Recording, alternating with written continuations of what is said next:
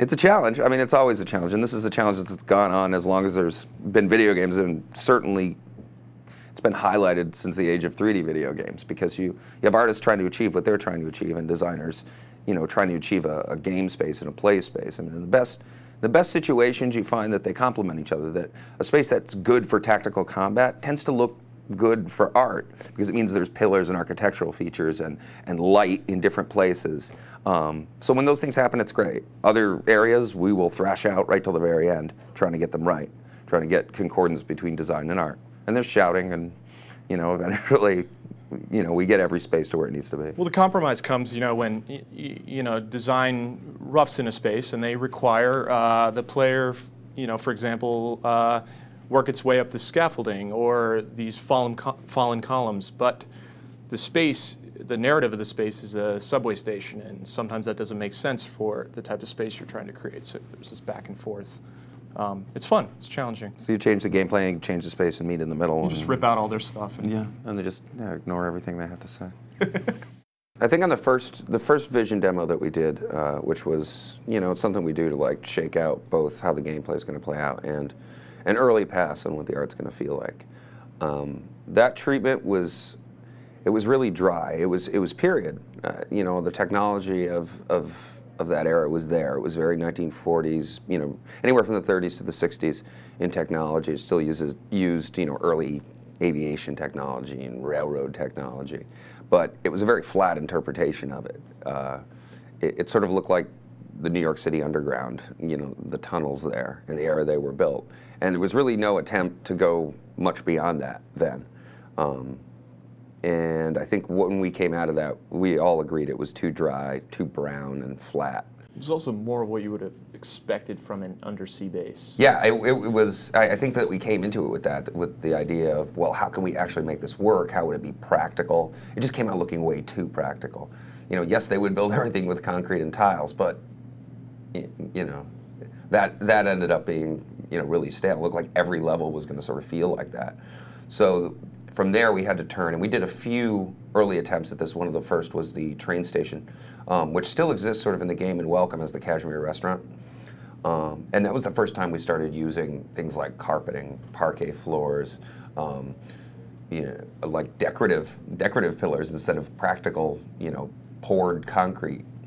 And then we introduced the advertising and a lot of decorative elements, and we knew we were much more on the right track there. The first thing that we had to get our head around was Art Deco, and a few of the guys have a bit of a background in that.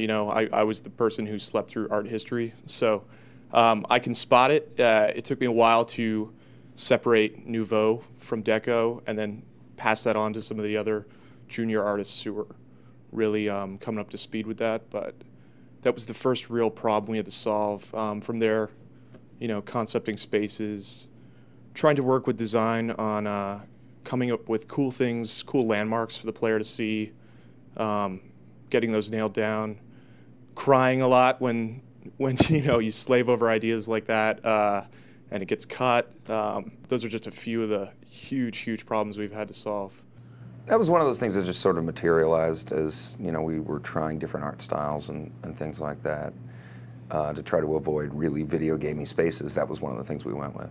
So I'll tell you, it's a fantastic way to get art direction props, because, what game is set in a time period like that, It's usually just some sci-fi gray-brown world. Yeah.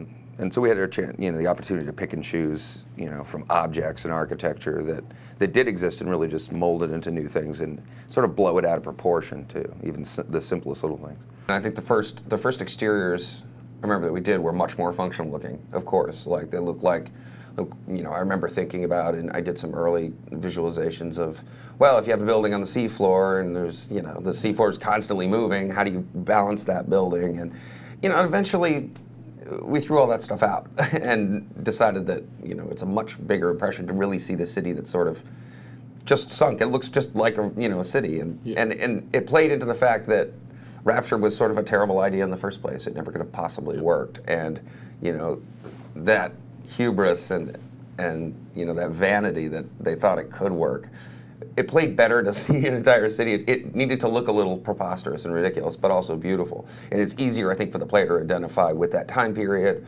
and, you know, with what we were intending to say about this being a city, rather than it being like these domes on the seafloor. We would do walkthroughs of the level and, you know, try to hit key points that make the player feel they're constantly underwater, whether that's a leak in the ceiling that's depositing water on the floor.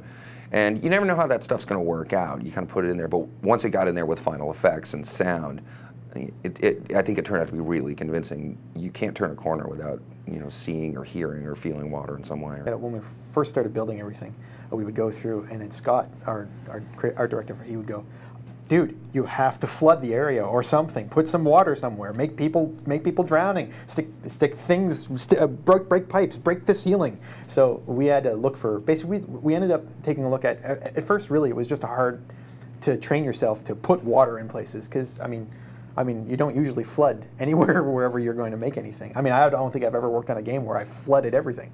And in this game, it was really actually a conscious effort to go, how can I flood this area and make it look interesting and not make it look overdone? You try to keep these strings of narrative, so the narratives that go through the whole game, like the Civil War narrative, or the, you know, how commercial the society was, or this conflict between Ryan and Fontaine. You try to just get little bits to keep the player, keep reminding them of you know, what's going on and what went on. But it's very difficult in a game like this where time has passed between in some ways, between the backstory, front story, and when you're playing, that you have to be really careful not to visually confuse the player and keep those themes continuous. In some ways, we had originally thought to have evidence of the Civil War throughout the game, starting from the very beginning. But unfortunately, it didn't make much sense because the player hadn't really been told about that yet. So a lot of that we pulled and pushed towards the back of the game. So as the player learns more about what happened in Rapture, those things sort of come at the right time in the story for them to actually see them and actually see evidence of the Civil War right around the time they hear about the Civil War. So yeah, there's, you know, so many layers, and when you're trying to sell the story of a crazy surgeon in the medical deck, it really didn't make sense to paint on top of that this Civil War with the limited space and player RAM. Because it would keep that narrative from punching through. I think a lot of the levels, and the art was refocused at a point in development based on this idea that really art, design, programming, everybody came with at the same time, there's this real sense in the early levels of an individual within that level, an NPC, you know, or an enemy, that defines his story. It's his personal narrative of Rapture, or her personal narrative of Rapture. And in the early stages, each character, there's a character you will associate with each level, and each one has a different story to tell about Rapture. Not directly to you, but through the level that you see in front of them and through their behavior in the game. And so we would go through and just try to support that character in that level so that you really feel like that's his home. You know, and each one becomes just layers your knowledge of what happened at Rapture until the very end. It's a really great way of lending local color to any specific zone, you know. Because you can't tell a story of what happened to thousands of people in any great detail. So you pick one of those thousands and be like, this is the arc he took, and here's how it affected the people around him.